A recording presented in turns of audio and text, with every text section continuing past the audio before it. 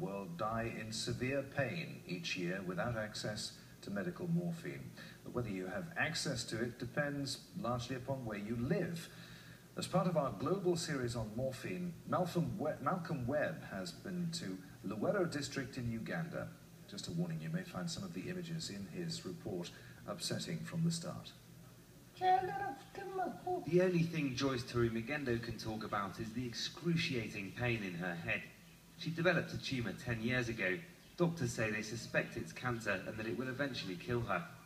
Her son Wanje says they can't afford any treatment, so they make do with paracetamol from the local shop. We went to the hospital, and I don't know what medicine they gave her. Since then, we have only been giving her mild painkillers. The pain continues. A picture of Joyce taken a decade before is barely recognisable. In a developed country, her last years would have been made bearable with morphine. It's a strong painkiller widely used in the West. Joyce's family showed us this scan. This is from the last time she went to hospital. It's dated 2011. Since then, it seems they've given up hope. They don't know what to do. And they say they've never even heard of morphine.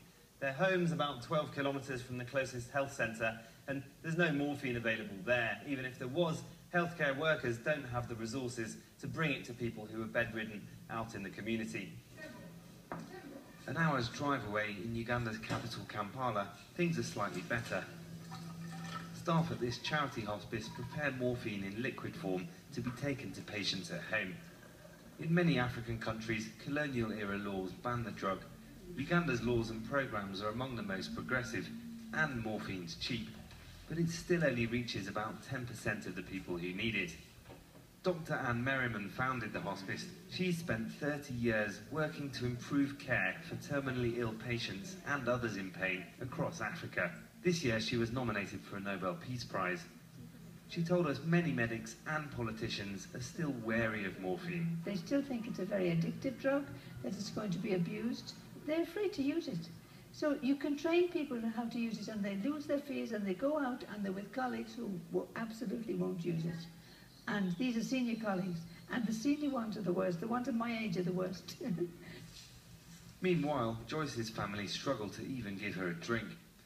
Morphine access is slowly increasing, but it hasn't reached her yet. And so she's one of the millions across Africa who still have to suffer to the very end.